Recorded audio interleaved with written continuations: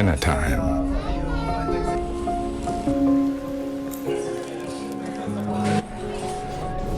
Not without the farm. Not without water, fertile ground, or machines to plow it. Not without safekeeping.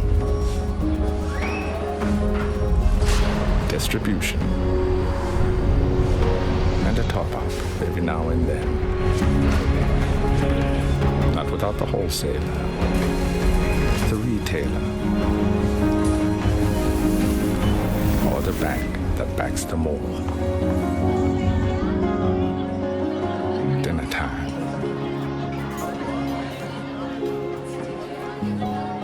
Not without business. Standard Bank. It can be. I'm Msizi James. Apart from being on radio and all the media stuff that I do, I also am a budding entrepreneur myself. In other words, I am struggling. I'm broke all the time. That's what I mean. I'm joking. I am a budding entrepreneur. We've got several businesses that my wife and I run. And so I was honored to be part of this just because I'm excited for some of the keynote addresses we'll have and some of the panel discussions that are going to be happening today just for my own personal reasons, just to get some of that wealth of knowledge and just learning. I always say one of my favorite sayings in the whole world is that smart people learn from their mistakes, but wise people learn from the mistakes of others. So hopefully today we can hear some of those mistakes that people have made along the way so we don't make the same mistakes and also learn and grow from those things. I think by the end of today we'll leave very encouraged, enthusiastic about the future, a way forward for SMEs. And just once again, I just want to thank Standard Bank for continuing to support this summit and continuing to support SMEs. I just want to welcome on stage to give us official welcome from our sponsor, Nale Mosomane, who's the head of enterprise development for Standard Bank.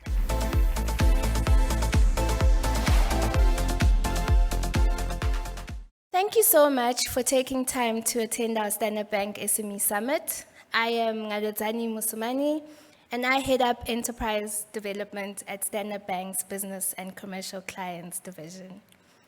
Our purpose at Standard Bank is to drive Africa's growth. At Business and Commercial Clients, this purpose finds its expression in partnering with Africa's businesses to drive their growth.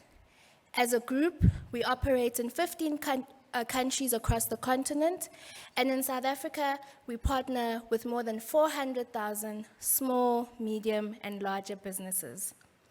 Working with these businesses across our economy, especially at those moments that matter for their growth, has taught us that businesses need a partner who is willing to walk the journey with them, take time to understand their vision, and provide them with the appropriate financial and non-financial solutions to recognize and enable opportunities so their businesses can thrive.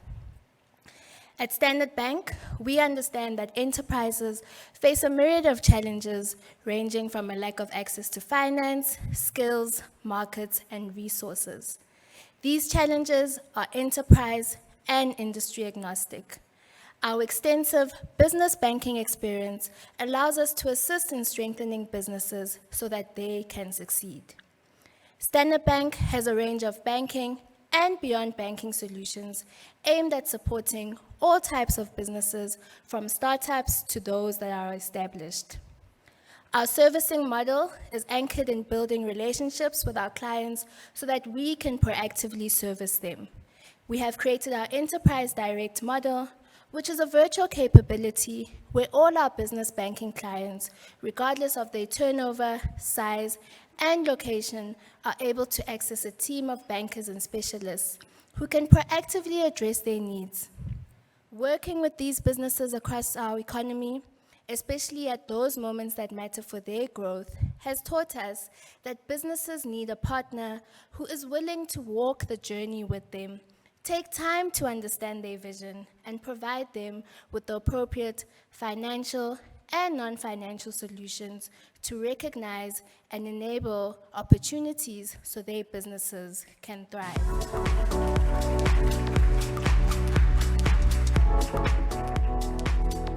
Amazing. Thank you so much. Our first keynote address today, I'm really excited about because we're always looking towards the future, how the world of work has changed. I mean, it's changed so drastically in the last 2 years for obvious reasons, and it's continuing to change, you know. Every day something happens that really shifts the way that we think about the landscape of the work environment and how it will continue to shift too. So by the end of this session, we should have a bit more of an understanding of how a lot of that change is going to happen. So let me welcome on stage now somebody who didn't know these titles existed or these type of jobs existed. She's a futurist, which to me is like, that's crazy, because how do you know? What does that mean? An economist, a business trends analyst from Flux Trends. Her name is Bronwyn Williams. Let's welcome her on stage.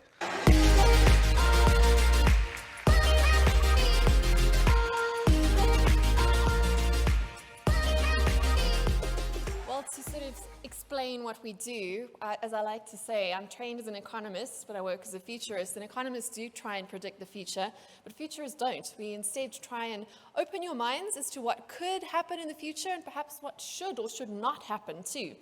But anyway, today I'm going to be talking to you about the future of work and specifically about how people are working within your organizations, because what has become critically important to all of us over the last few years is that all value, whether it's in the metaverse or whether it's in the real world or whether it's in our workplaces, really comes from our human relationships, the relationships we have with our teams and our staff in-house, and also the relationships that we have with our customers. So I've put together a tiny little history and present lesson to try and give you some context on what is happening there with technology, and then we can connect those dots as to what's happening with the world of work.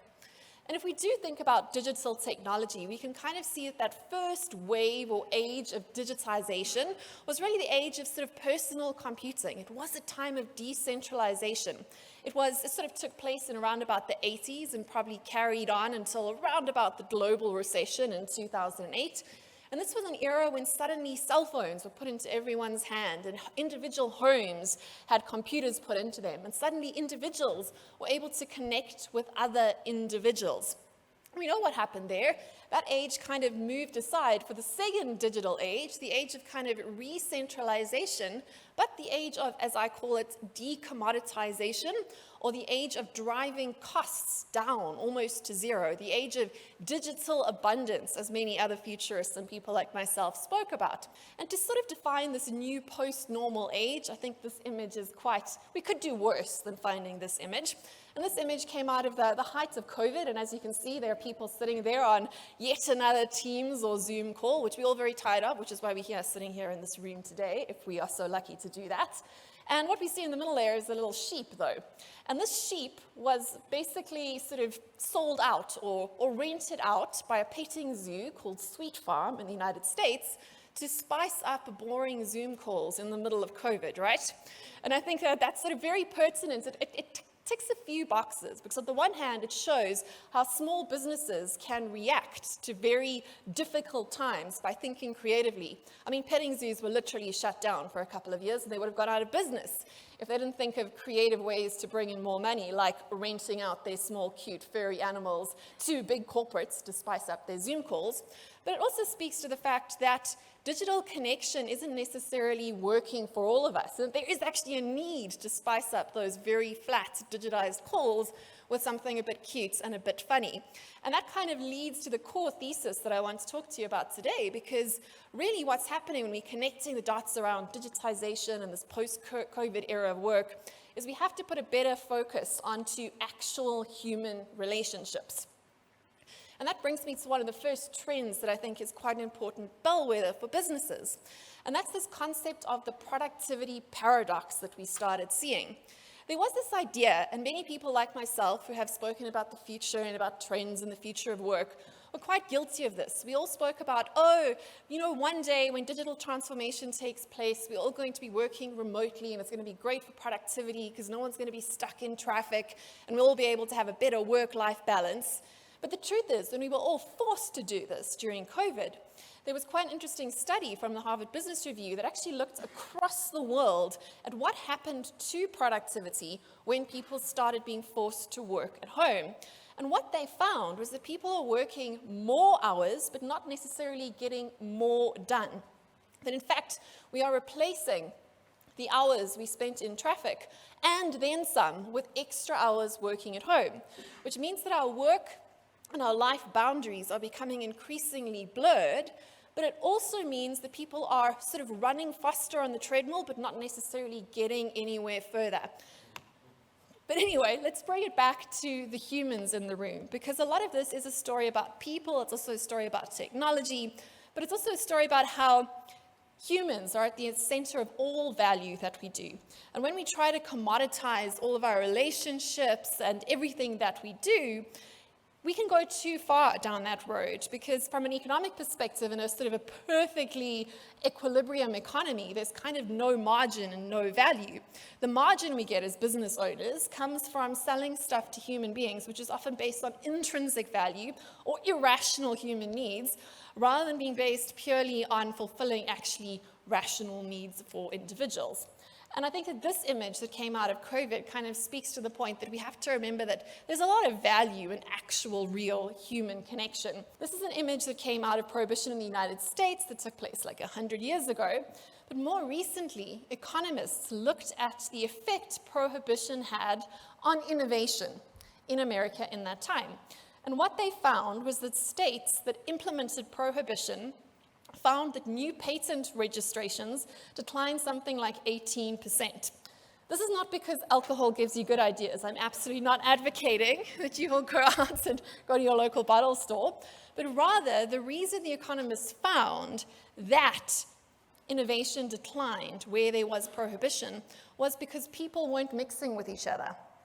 Because people met with strangers, with people outside of their socioeconomic class, with new faces in those third spaces, which were saloons and bars and pubs.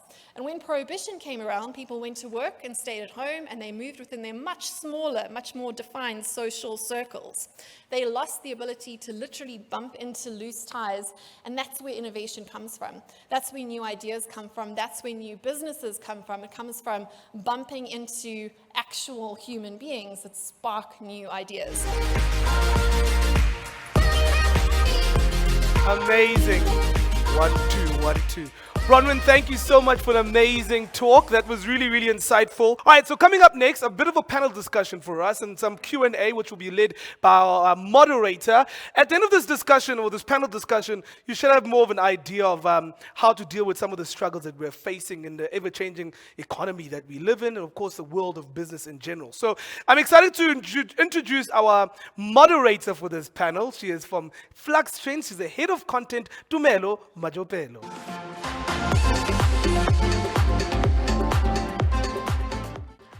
Good morning, everyone. Thank you for joining us in person and online. I think I'm still letting what Bronwyn has said settle in. It felt like literally being on a roller coaster ride, just gritting my teeth. The theme for today is Business Reimagined, and basically it's aligning your business with the future world of work. I'm sure you've been to so many online conferences, so I'm going to try and make this seem as painless as possible. We've all heard that the last 2 years have been the most difficult 2 years for businesses, for individuals, for families, for everyone. And with that said, specifically for SMEs, they've had to actually chart uncharted water, and hopefully in this panel discussion, we'll be able to delve into some of those challenges, but not only the challenges. We're not going to make you miserable, not only the challenges, but the opportunities that maybe this time has presented just from observations from our panelists. So as we get into what we're discussing, I just wanted to ask our panelists, running a business requires a lot of skill, especially if you're an entrepreneur, if you're a solopreneur, if you are a small or medium company, and it requires you to be agile. It's always required you to be agile before, correct? Like it's always been that way. The pandemic happened. A lot of people face challenges. My question is, what are some of your reflections and learnings from these past 2 years, specifically personally, in your businesses, in your companies, in your interactions? Your learnings personally, obviously, but with also reflections on what clients experience, your clients, because you're interacting with clients, customers, even your colleagues as well. The one thing that I've definitely learned is don't be married to your idea, right?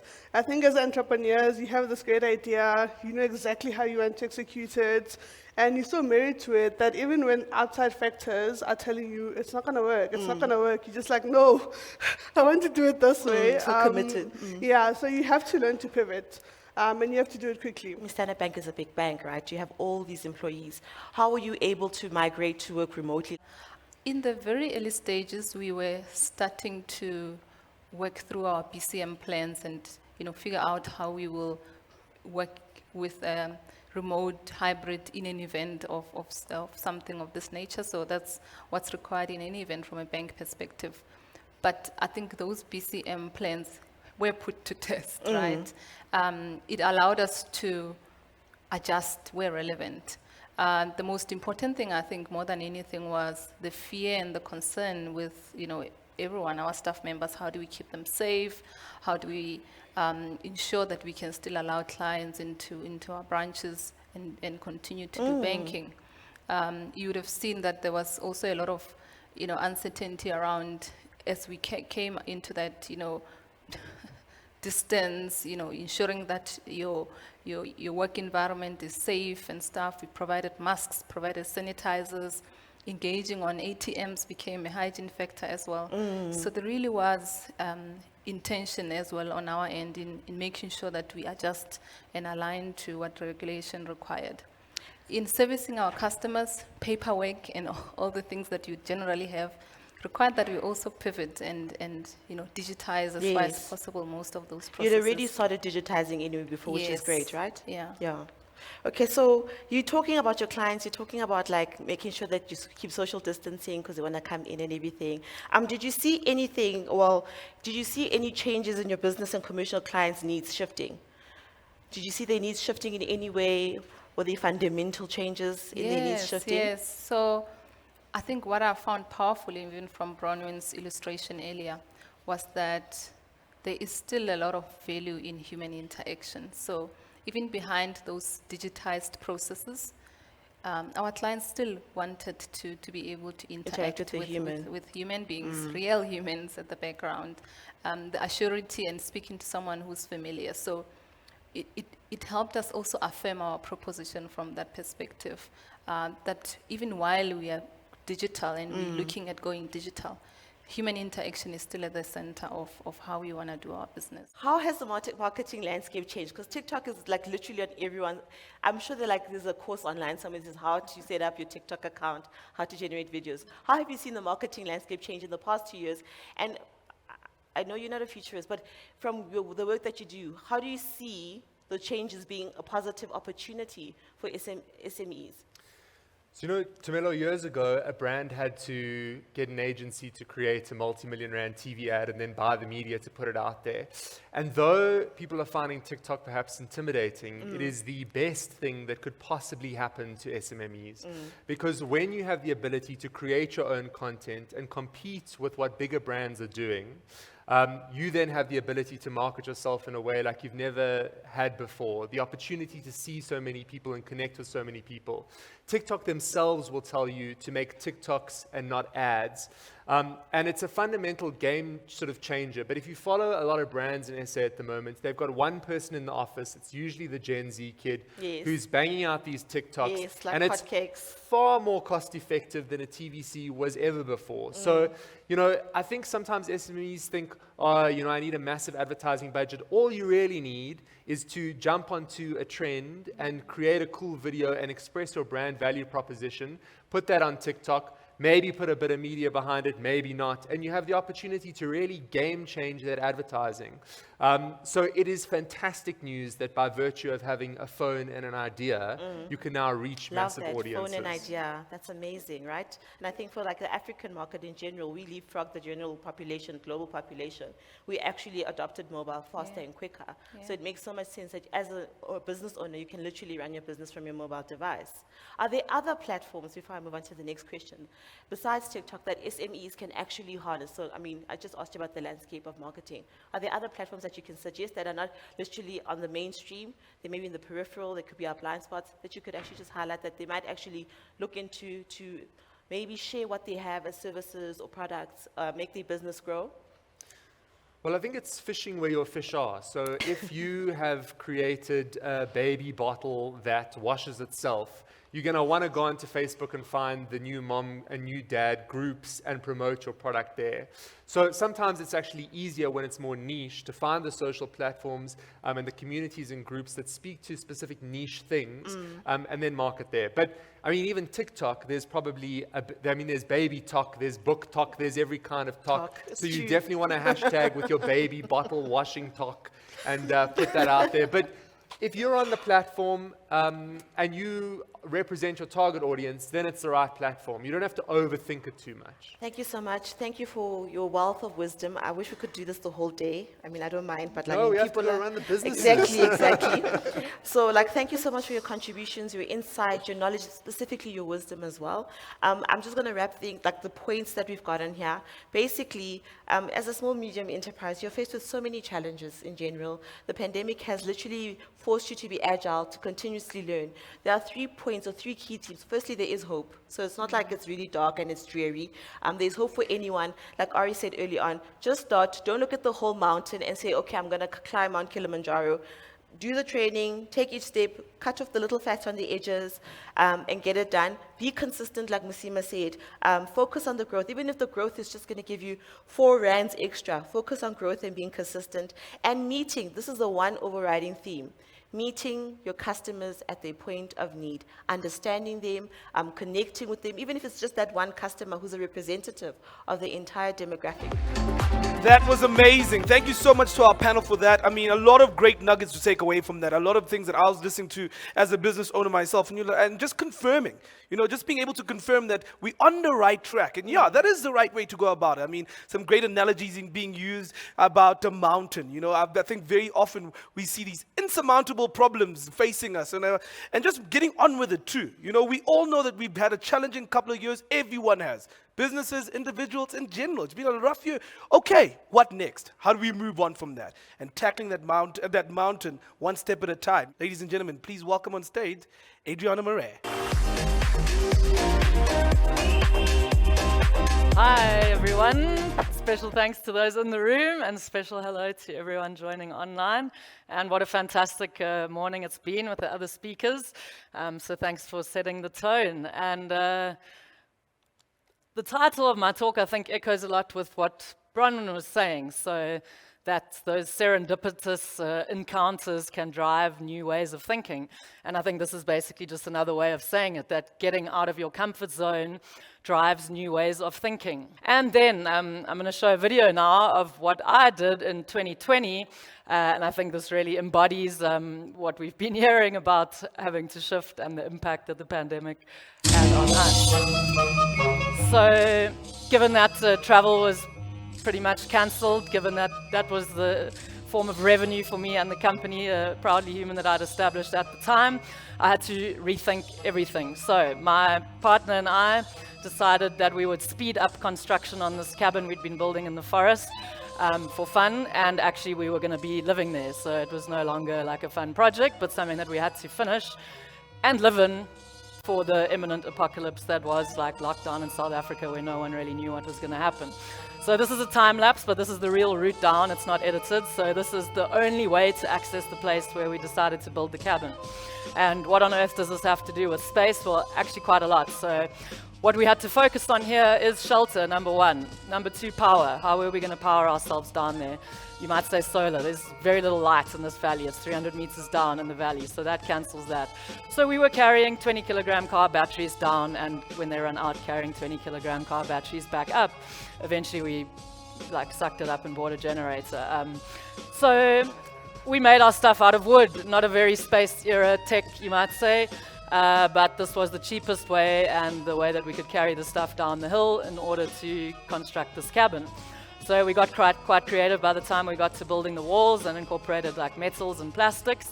And I don't know if this kind of design has been done before, but it worked quite well. And it was coming into winter, bear in mind. So gas was an alternative energy source that we made good use of. The canister runs out less quickly than the car battery, so the 20 kilograms that you still have to carry back up the hill lasts a bit longer. Power, that was power. You're watching the shelter getting put up now. Next critical fundamental resource for human communities, wherever in the solar system they may be, water. So we had the luxury to be living in a place that's quite remote, as you can see in the Tsitsikamma. So we had a river running by that was clean enough to drink. So we are carrying buckets to heat on the fire for showering. We had a gas geyser, but it broke.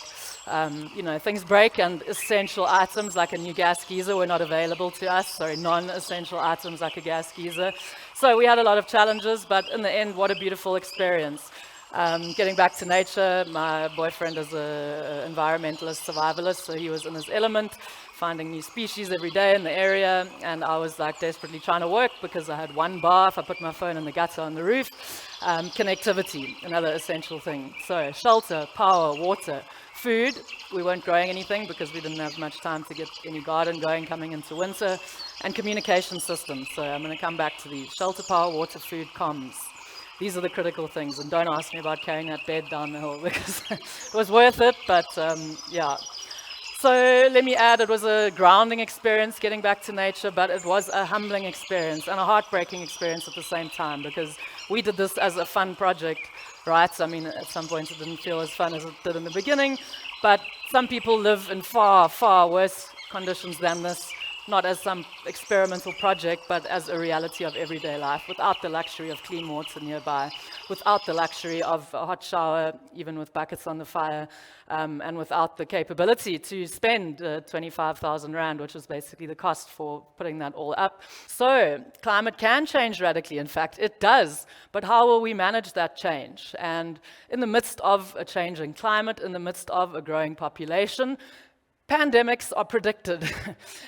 Increased probability for the outbreaks of pandemic are a predictable outcome when you couple population increase with climate change. So, this results in billions of humans not having access to clean water and nutritious food.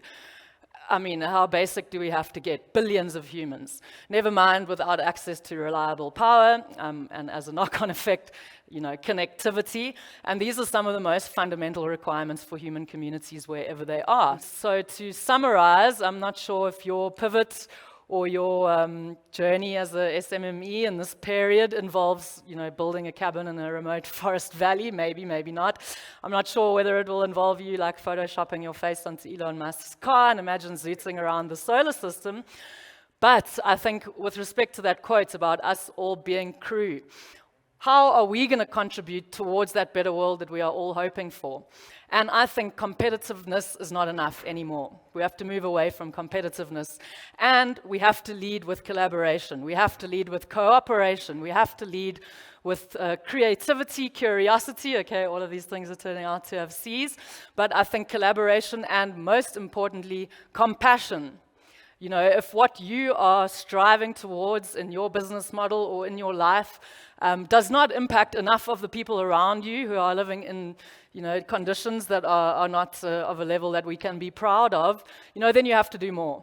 You have to have compassion first. I think that would be my closing message in terms of how we do business differently in 2022. What the pandemic has taught us is that no one is immune, no matter how much money you have or how much infrastructure or how high your wall is. No one is immune from pandemics, no one is immune from power, unreliability, and no one will be immune from water shortages, food shortages. So we have now to decide to be more collaborative, more cooperative, and more compassionate, I think, as we go forward into 2022. And through that, I believe it is absolutely feasible that we do create a proudly human future, a future that we can be proud of, no matter what planet we're on. Thank you very much.